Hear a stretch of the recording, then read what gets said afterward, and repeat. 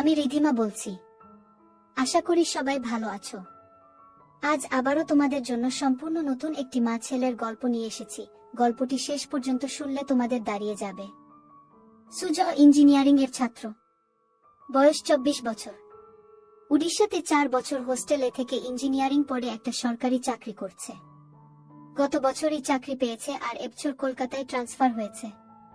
মাঝে মাঝে বাড়ি আসতো এবং 4-5 দিন থেকে আবার ফিরে যেত। বাড়িতে সুজয়ের মা মালা দেবী থাকে। বছর 2 আগে সুজয়ের বাবা মারা গেছে ক্যান্সারে। সুজয়ের পারিবারিক আয় ভালো নয়। সুজয়ের বাবা একটা সরকারি চাকরি করত। বাবা মারা যাওয়ার পরে সরকার থেকে কিছু টাকা পয়সা পেয়েছিল, যেটা দিয়ে সুজয়ের পড়াশোনা আর ওর মায়ের সংসার কোনোভাবে চলে যাচ্ছে। মালা দেবীর বয়স 42 বছর এবং খুব সুন্দর দেখতে, এবং এই বয়সেও নিজের যৌবন ধরে রেখেছে। মালা দেবীর স্বামী মারা যাওয়ার পরে একাই থাকতো আর মনে মনে ভাবতো ছেলের কলকাতায় ট্রান্সফার হওয়ার পরে ছেলের একটা বিয়ে দিয়ে ছেলে বউকে নিয়ে সুখে শান্তিতে থাকবে। মালার এক বান্ধবী সুতপা মালার বাড়ির কিছু দূরেই থাকে। সুতপার স্বামী মিলিটারিতে কাজ করাকালীন মারা যায়। সুতপার একটাই মেয়ে সোমা। সুতপার বয়স 40 বছর আর মেয়ে সোমার বয়স 21 বছর, কলেজে পড়ছে। সুতপার আর্থিক অবস্থা অনেক ভালো, নিজেদের 2 তলা বাড়ি আছে।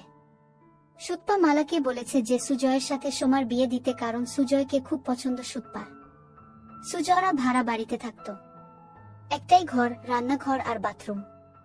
যেহেতু মালা স্বামী মারা যাওয়ার পরে একাই থাকতো তাই কোনো অসুবিধে হয়নি, কিন্তু এবার সুজয় ফিরে এলে একটা ঘরে কিভাবে চলবে সেটাই মালা চিন্তা করছিল। তাই একদিন মালা সুতপাকে এই কথাগুলো বলল। সুতপা সব শুনে বলল, মালা তোকে তো আমি বলেছি সুজয় কলকাতায় ট্রান্সফার হয়ে এলে এক শুভক্ষণ দেখে সুজয় আর সোমার বিয়েটা দিয়ে দেব, আর আমরা সবাই মিলে এই বাড়িতেই থাকব। এত বড় বাড়িতে শুধু আমরা 2জন মা মেয়ে থাকি, তোরাও এখানে চলে এলে সবাই মিলে আনন্দ করে থাকা যাবে। মালা সুতপার কথা শুনে আনন্দে বলল, আমি ছেলে এলে ওর সাথে কথা বলে তোকে জানাবো। কিছুদিনের মধ্যে সুজয় ফোন করে জানালো যে শুক্রবার সে বাড়ি আসছে। প্রায় 8 মাস পরে সুজয় বাড়ি ফিরছে বলে সেদিন মালা ভালো ভালো রান্না করে রেখেছিল। তারপর স্নান করে একটা ভালো শাড়ি পরে ছেলের জন্য অধীর আগ্রহে অপেক্ষা করছিল। প্রায় 12টা নাগাদ সুজয় বাড়ির সামনে এসে দরজায় কড়া নাড়ল। মালা দরজা খুলে দেখল 4-5টা ব্যাগ হাতে আর কাঁধে নিয়ে সুজয় হাসি মুখে দাঁড়িয়ে আছে। ঘরে এসে ব্যাগগুলো নামিয়েই মাকে ধরল সুজয়। মালা ও সুজয়কে ধরে থাকলো কিছুক্ষণ। তারপর ছেলের হাত থেকে নিজেকে ছাড়িয়ে মালা বলল, অনেক বেলা হয়ে গেছে সুজয়, যা স্নান করে নিয়ে আগে খেয়ে নে, তারপর না হয় ব্যাগগুলো থেকে সব বার করবি আর গল্প করা যাবে। সুজয় বলল, ঠিক বলেছ মা, খিদেতে পেট জ্বলছে, আমি তাড়াতাড়ি স্নান করে আসছি, তুমি খাবার বারো। এই বলে সুজয় বাথরুম এ চলে গেল। ভেতরে দেখলো ওর মা ওর জন্য একটা হাফ প্যান্ট আর তোয়ালে রেখে দিয়েছে। তাই দেরি না করে ভালো করে স্নান করে সুজয় হাফ প্যান্ট পরে খালি গায়ে বাইরে এসে দেখলো মা খাবার বেডে মেঝেতে বসে আছে।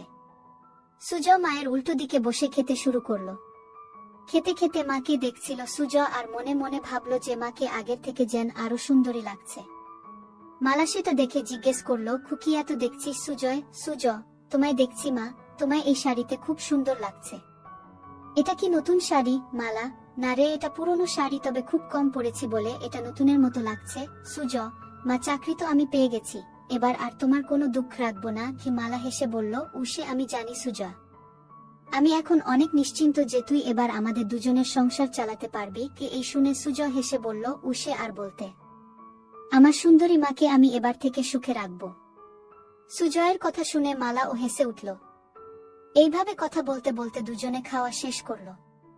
মালা থালা বাসন নিয়ে রান্নাঘরে ধোয়ার জন্য চলে গেল। সুজয় হাত মুখ ধুয়ে ঘরে এসে ব্যাগ থেকে জিনিসপত্র বার করতে শুরু করলো। একবার রান্নাঘরের দিকে তাকিয়ে ব্যাগ থেকে 2টা খারাপ বই তাড়াতাড়ি বের করে নিয়ে নিজের বইয়ের তাকে লুকিয়ে রাখল।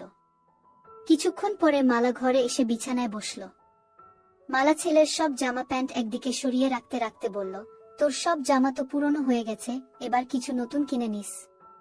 সুজয়, ঠিক আছে মা, এ মাসের স্যালারি পেয়ে তোমার আর আমার জন্য নতুন ড্রেস কিনবো গো।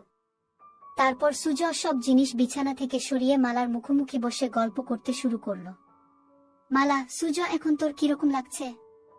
পড়াশোনা করে চাকরি করছিস, এবার কলকাতায় ট্রান্সফার ও হয়ে গেল। ও সুজয়, সেরকম কিছু না, কিন্তু এবার থেকে তোমার সাথে থাকতে পারবো, এই জন্য আমি খুব খুশি। কি এই বলে মায়ের কোলে মাথা রেখে শুয়ে পড়ল। মালা ছেলের কথা শুনে খুব খুশি হলো আর সুজয়ের মাথায় হাত বুলিয়ে দিতে লাগলো। সুজয় শুয়ে শুয়ে মালাকে দেখছিল আর মনে মনে ভাবছিল মাকে সত্যি খুব সুন্দর দেখতে। এইভাবে কিছুক্ষণ থাকার পরে মালা হেসে বলল, সুজয়, এবার সুতপার সাথে কথা বলতে হবে তোর বিয়ের জন্য।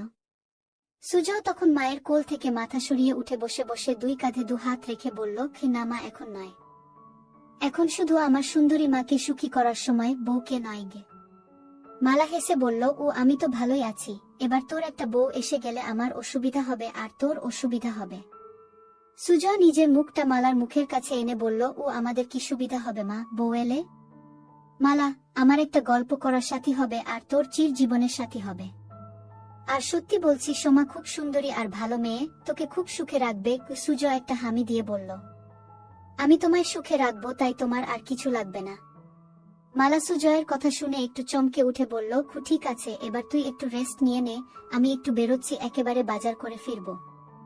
এই বলে মালা উঠে দাঁড়িয়ে নিজের শাড়িটা ঠিক করতে লাগলো। সুজয় ও উঠে দাঁড়িয়ে মাকে দেখতে লাগলো।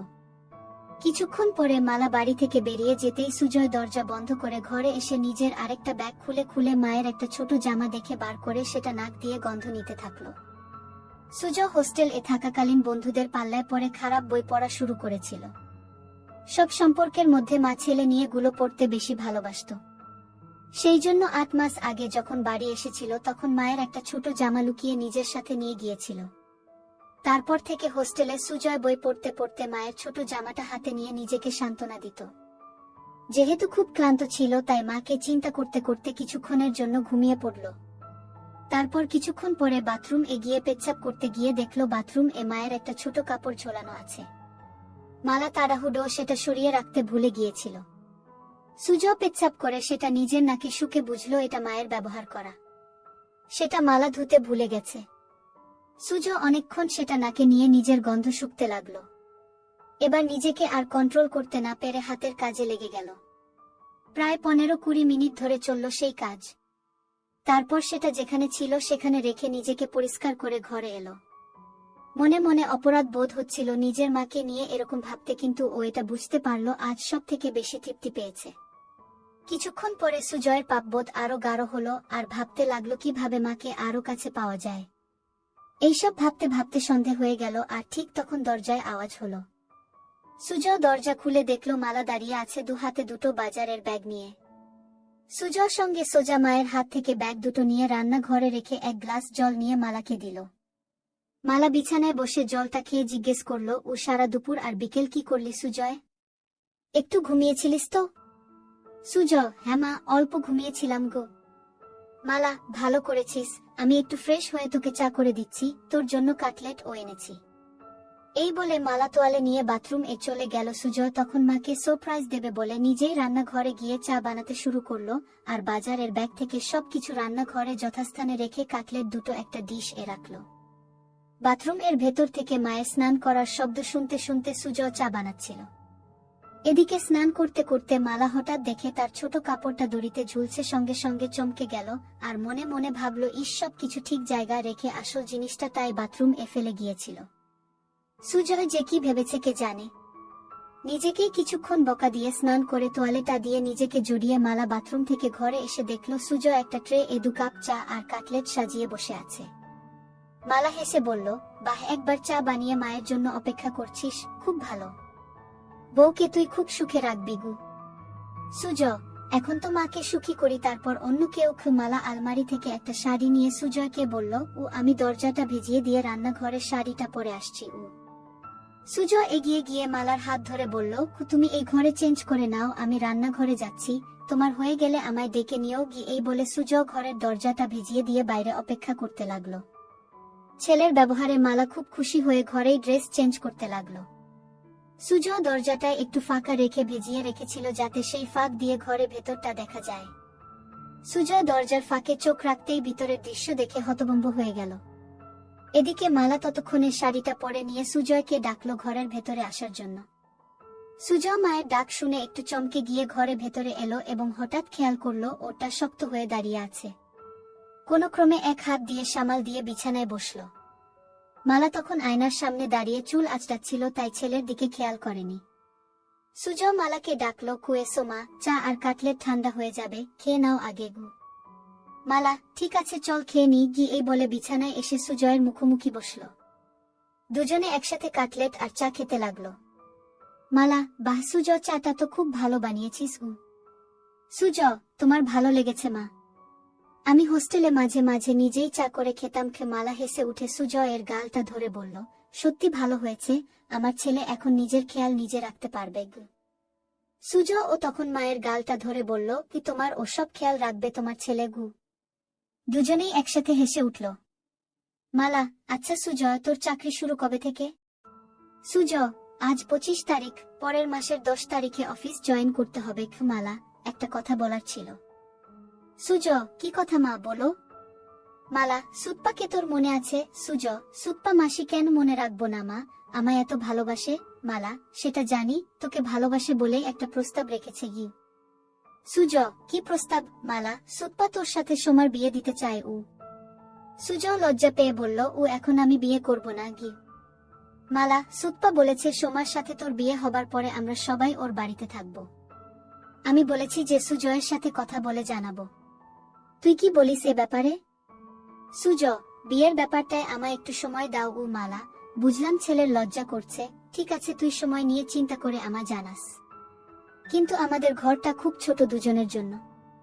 আগে তুই ছোট ছিলিস তাই কোনুমতে চলে যেত, কিন্তু এখন তুই বড় হয়ে গেছিস ও। সুজয়, এমন কিছু ছোট নয় আমাদের ঘর, আমাদের দুজনের জন্য যথেষ্ট ও। মালা, কিন্তু তোর অসুবিধে হবে, আমি যখন কাপড় চেঞ্জ করব তখন তোকে বাইরে অপেক্ষা করতে হবে, এছাড়াও এই একটা বিছানায় দুজনের হবে না গু। সুজয় মালার কথা শুনে মনে মনে বলল, ও আমি তো চাই তুমি ঘরে কাপড় ছাড়বে আর আমি দরজার ফাঁক দিয়ে তোমার দেখব। মালা সুজয়ের দিকে তাকিয়ে বলল, কি ভাবছিস এত? কি করবি সেটা তো বল। সুজয় সঙ্গে সঙ্গে বলল, না কিছু ভাবছিলাম না, তবে এখন ওখানে যাব না, কিছুদিন চাকরি করে স্যালারি জমিয়ে তারপর না হয় যাওয়া যেতে পারে গু। মালা, ঠিক আছে তোর যেটা ভালো মনে হয় সেটাই হবে। ঠিক আছে তুই টিভি দেখ, আমি রাতের রান্নাটা করে নিই গে। এই বলে মালা চায়ের ট্রেটা নিয়ে রান্নাঘরে চলে গেল। সুজয় টিভি দেখতে লাগলো কিন্তু ভালো লাগছিল না, তাই সুজয় রান্নাঘরে গিয়ে দেখলো মা এক মনে গুনগুন করে গান গাইতে গাইতে রান্না করছিল। সুজয় মাকে ধরে একটা হামি দিয়ে জিজ্ঞেস করলো, মা আজ কি রান্না করছো? মালা চমকে উঠে হালকা হেসে বলল, আজ ডিমের ঝোল, ভাত আর আলু পোস্ত। সুজয় মায়ের কানে কানে বলল, তোমার হাতের রান্নার কোনো জবাব নেই মা গু। মালা নিজেকে কে ছাড়িয়ে নিয়ে বলল, এই দুষ্টু এখন ছাড় আমায়, না হলে রান্না করতে দেরি হয়ে যাবে।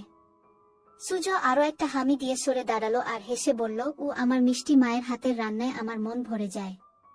মালা হেসে বলল, এবার যা এখন থেকে, আমার রান্নাটা করতে দেগি। সুজয় তখন ঘরে চলে এসে আবার টিভি দেখতে লাগলো। প্রায় 1 ঘন্টা পরে মালা এসে সুজয়ের পাশে বসল। মালা পুরো ঘেমে গেছে রান্না করতে করতে। সুজয় বলল, মা তুমি তো ঘেমে গেছো, শাড়িটা চেঞ্জ করে নাইটি পরে নাও।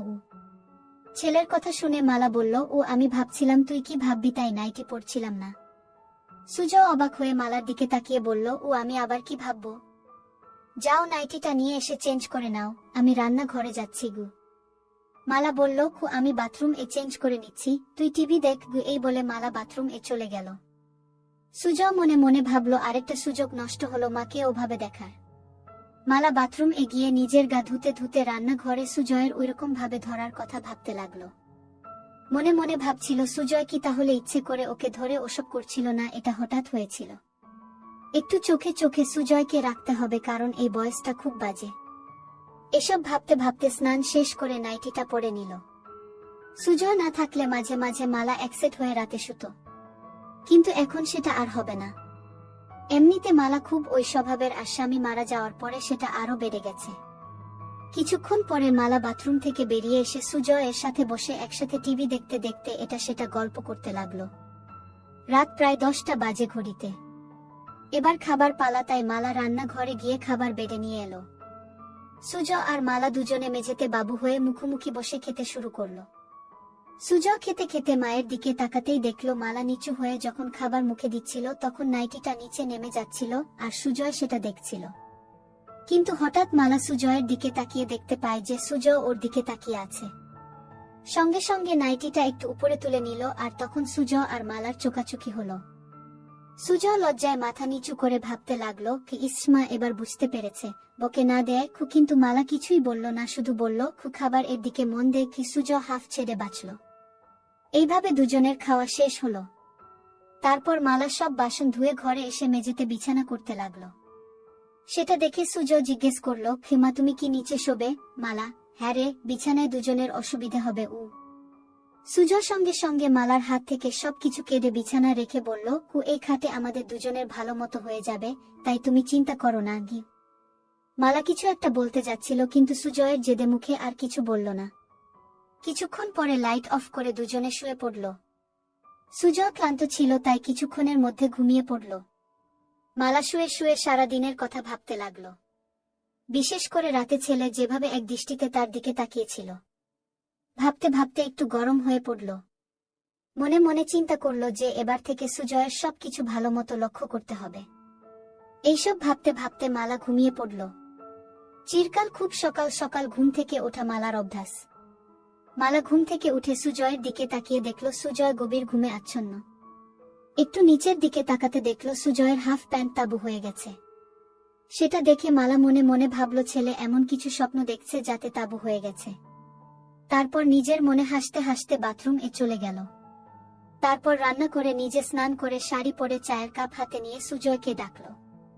সুজয় ঘুম থেকে উঠে দেখল মা চায়ের কাপ হাতে দাঁড়িয়ে আছে একটা সুন্দর শাড়ি পরে। সুজয়, তা বাজে মা, এত সকালে তোমার স্নান হয়ে গেছে গি? মালা, 10টা বাজছে, আমায় একটু সুতপার সাথে বেরোতে হবে। তোর জন্য রান্না করা আছে, দুপুরে স্নান করে খেয়ে নিস, সন্ধে বেলায় আবার দেখা হবে। সুজয়, ঠিক আছে মা, তুমি চিন্তা করো না, কাল তো রবিবার। মালা, কেন কোথাও বেরোবি না কি গু? সুজয় মালার হাত থেকে কাপটা নিয়ে টেবিলে রেখে মালাকে ধরে একটা পাপ্পা দিয়ে বলল, কু দেখি কি প্ল্যান করা যায়। মালা নিজেকে ছাড়াবার চেষ্টা করে বলল, ও আবার দুষ্টুমি হচ্ছে, আমার শাড়ি নষ্ট হয়ে যাবে, এখন ছাড় আমায়, পরে ধরার অনেক সময় পাবি। সুজয়, তোমায় ছাড়তে ইচ্ছে করছে না মা গি, এই বলে আবার সুজয় মায়ের কোমলতা অনুভব করতে থাকে। মালার ও ভালো লাগছিল কিন্তু ওর দেরি হয়ে যাবে তাই জোরে করে সুজয়কে সরিয়ে দিয়ে বলল, ও আমি এবার আসি বুঝলি, না হলে দেরি হয়ে যাবে, তুই সময় মতো খেয়ে নিস। সুজয়, ঠিক আছে মা, তুমি একদম চিন্তা করো না, সাবধানে যেও। এরপরে মালা নিজের শাড়িটা ঠিক করে সুজয়ের দিকে একটা হাসি দিয়ে ঘরে থেকে বেরিয়ে গেল। আর সুজয় দরজা বন্ধ করে ঘরে এসে চা খেতে খেতে চিন্তা করল কি করবে সারাদিন। কিছুক্ষণ বসার পরে আলমারিটা খুলে মায়ের ছোট কাপড়গুলো বের করে বিছানা রাখল। দেখল সেগুলো অনেক পুরনো হয়ে গেছে। কিছুক্ষণ নাক দিয়ে সবগুলো শুকে আবার যথাস্থানে রেখে দিয়ে আলমারিটা বন্ধ করে দিল সুজয়। তারপর সুজয় ঘরটা আর রান্নাঘরটা পরিষ্কার করল। সুজয় মনে মনে একটা মতলব করল কি করে মাকে প্রতিদিন একসেট দেখা যায়, কারণ শাড়ি চেঞ্জ করার সময় বেশিক্ষণ দেখা যায় না। তাই ভাবল বাথরুম এ একটা ফুটো করতে পারলে স্নান করাটা ভালো মতো দেখতে পাবে। একটা হাতুড়ি আর পেরেক নিয়ে বাথরুমের দরজায় সুজয় একটা ফুটো করে দিয়ে দেখল যে ফুটোটা একদম সঠিক জায়গায় হয়েছে, যেখান থেকে ভিতরের দৃশ্য স্পষ্ট দেখা যাবে। তারপর স্নান করে খেয়ে নিয়ে একটু ঘুমোতে গেল সুজয়। ঘুম থেকে উঠে দেখল যে সন্ধে হয়ে গেছে আর মালার আসার সময় হয়ে গেছে। কিছুক্ষণের মধ্যে দরজায় আওয়াজ শুনে সুজয় দরজা খুলে দিয়ে দেখল মালা এসেছে। ভেতরে এসে মালা বলল, সুজয়, দুপুরে খেয়েছিলিস তো? সুজয়, হ্যাঁ মা, খেয়েছিলাম। তোমার দিনটা কেমন কাটলো? মালা বিছানায় বসে ফ্যানের হাওয়া খেতে খেতে হেসে বলল, আমার আবার দিন কেমন কাটবে, যেরকম কাটার সেরকম কেটেছে হি। সুজয়, তুমি যাও বাথরুম এ ফ্রেশ হয়ে এসো, আমি চা বানাচ্ছি গো। মালা সেটা শুনে বাথরুম এ চলে গেল আর সুজয় ও রান্নাঘরে চলে গেল। মালা বাথরুম এর দরজা বন্ধ করতেই সুজয় দরজার ফুটো চোখ রাখল। সুজয় হা করে শুধু দেখতে লাগলো নিজের মাকে আর এক হাত দিয়ে হাতের কাজে মনোযোগ দিল।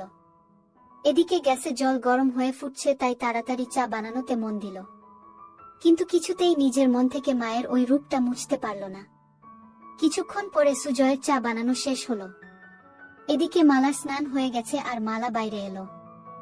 ঘরে গিয়ে মালা চুল আঁচড়াতে লাগলো আর সুজয় চা নিয়ে এসে বিছানায় বসে মালাকে দেখছিল। মালা আয়নায় সেটা দেখে সুজয়কে জিজ্ঞেস করলো, ও সারাদিন কি কি করলি? সুজয় ঘর রান্নাঘর পরিষ্কার করলাম আর মনে মনে বলল বাথরুম এর দরজায় একটা ফুটো করলাম তোমায় দেখব বলে। মালা চায়ের কাপটা হাতে নিয়ে রান্নাঘরে গিয়ে দেখলো ছেলে সব ভালোভাবে পরিষ্কার করেছে আর তারপর ঘরে এসে এদিক ওদিক দেখে বলল, ও বাবা, তুই তো সব পরিষ্কার করে দিয়েছিস, আমার লক্ষ্মী ছেলে। এই বলে চায়ের কাপটা টেবিলে রেখে দু হাত বাড়িয়ে বলল, ও আমার সোনা ছেলে, আয় আমার কাছে। সুজয় সঙ্গে সঙ্গে মালার কাছে ছুটে গেল। কিছুক্ষণ ধরে থাকার পরে দুজন আলাদা হলো। তারপর মালা রান্নাঘরে চলে গেল রান্না করতে আর সুজয় টিভি দেখতে লাগলো। কিছুক্ষণ পরে রান্না শেষ হলে দুজন একসাথে খেয়ে নিল। আজ ও সুজয় একইভাবে মালার দিকে তাকিয়ে গভীর খাজ দেখছিল আর আজ মালা সেটা লক্ষ্য করলো কিন্তু কিছু বলল না। এইভাবে খাওয়া শেষ করে মালা আর সুজয় বিছানায় শুতে এলো। দুজনে পাশাপাশি শুয়ে আছে। ঘরে নাইট বাল্বটা জ্বলছে। মালা চিন্তা করছে সুজয় কেন বারবার ওর দিকে তাকিয়ে থাকে। সুজয়ের মাথায় শুধু স্নান করার দৃশ্যগুলো আসছিল। এইভাবে দুজন ঘুমিয়ে পড়ল। মাঝরাতে সুজয় টয়লেট এগিয়ে ফিরে এসে নাইট বাল্বের আলো দেখল নাইটিটা উপরে উঠে গেছে। সুজয় আস্তে আস্তে মালার কাছে এসে মালাকে দেখতে লাগলো। তারপর সুজয় মায়ের দিকে তাকিয়ে দেখল মা গভীর ঘুমে আচ্ছন্ন, তাই সাহস করে মায়ের কাছে এগিয়ে গিয়ে গেল। খুব ভালোই লাগছিল সুজয়ের। হাত দিতেই সঙ্গে সঙ্গে মালা একটু নড়ে উঠল। সেটা দেখেই ভয়ে সুজয় তাড়াতাড়ি হাত সরিয়ে নিয়ে বিছানায় শুয়ে পড়ল। মালা তখন পাশ ফিরে শুল। সুজয় আর কিছু না করে আস্তে আস্তে ঘুমিয়ে পড়ল। পরের দিন সকালে মালা ঘুম থেকে উঠে তাড়াতাড়ি নিজেকে ঠিক করে নিয়ে ছেলের দিকে তাকিয়ে দেখল ছেলে উপর হয়ে ঘুমে মগ্ন। তারপর বাথরুমে চলে গিয়ে নিজেকে ফ্রেশ করে মালা চা বানাতে লাগলো। সুজয় উঠে ড্রেস চেঞ্জ করে চা খেয়ে বাজারে চলে গেল। মালা ভাবতে থাকলো, কি হচ্ছে এসব? হোস্টেল থেকে ফেরার পর থেকে সুজয়ের আচরণে কেমন পরিবর্তন এসেছে। এসব ভাবতে ভাবতে ঘরে গিয়ে বসল। বাজার যেহেতু অনেক দূরে, তাই সুজয়ের ফিরতে ফিরতে আরো 1-2 ঘন্টা লাগবে। এদিক ওদিক দেখতে দেখতে হঠাৎ দেখল সুজয়ের বইয়ের তাকে বইগুলো কেমন যেন অগোছালো আছে। তাই মালা বইগুলো তাক থেকে নামিয়ে ঘোচাতে লাগলো আর মনে মনে ভাবল ছেলে ঘর রান্নাঘর সব পরিষ্কার করেছে অথচ নিজের বইয়ের তাক সাজাতে ভুলে গেছে। একটার পর একটা বই সাজিয়ে রাখতে রাখতে মালা দেখল একটা মোটা বইয়ের ভেতর কিছু যেন আছে। বইটা খুলতেই দেখল একটা পাতলা বই মলাট দেয়া। মালা ভাবতে লাগলো, কি বই যে মোটা বইয়ের ভেতরে সুজয় রেখেছে। গল্পের বইটা হাতে নিয়েই একটা পাতা উল্টোতেই কভার ফুটো আর নাম দেখে মালা চমকে উঠল। বই এ যা দেখলো তাতে তো নিজের চোখকে বিশ্বাস করতে পারছে না। এও কি সম্ভব? পাতা উল্টাতেই দেখলো মা আর ছেলের গল্প। সূচিপত্র দেখে আরেকবার চমকালো মালা। একটা গল্পের কিছুটা অংশ পড়ল, অবাক হয়ে ভাবতে লাগলো এটা কিভাবে সম্ভব আর সুজয় এই বই পেল কোথায়? তাহলে কি এসব গল্প পড়েই সে আমাকে নিয়ে ওসব কথা ভাবে? মালা বিছানায় শুয়ে শুয়ে দুটো গল্প শেষ করলো এবং এতটাই গরম হয়ে গেল যে বিছানায় শুয়েই তারপর বইটা জায়গা মতো রেখে দিয়ে বাথরুম এ চলে গিয়ে মালা নিজেকে পরিষ্কার করলো। তারপর ঘরে এসে বসে চিন্তা করতে লাগলো। অনেক দিন পরে আজ মালা খুব উত্তেজনা অনুভব করলো। হঠাৎ দরজার আওয়াজ শুনে মালা দরজাটা খুলে দেখল সুজয়। সুজয় ভেতরে এসে মাংসটা মায়ের হাতে দিল।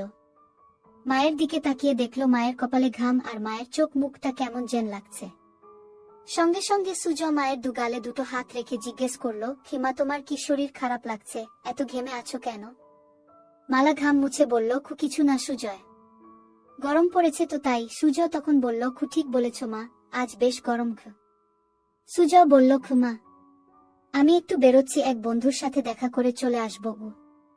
মালা, ঠিক আছে, বেশি দেরি করিস না, আমি রান্না তাড়াতাড়ি করে নেব গু। এই বলে সুজয় বেরিয়ে গেল। মালা দরজা বন্ধ করে ভাবল আর একটু হলেই ছেলে বুঝতে পারত যে এটা গরমের ঘাম নয়, এটা অন্য কিছুর ঘাম। এই ভেবে নিজের মনে হাসতে লাগলো। বাকি রান্নাগুলো করে মালা দেখল ছেলের ফিরতে এখনো দেরি আছে, তাই ভাবল বাথরুমটা একবার পরিষ্কার করে নেওয়া যাক, তারপর স্নান করে নেবে। বাথরুম এ ঢুকে মালা দেওয়ালগুলো পরিষ্কার করতে করতে হঠাৎ মালা দেখল যে দরজায় একটা ফুটো।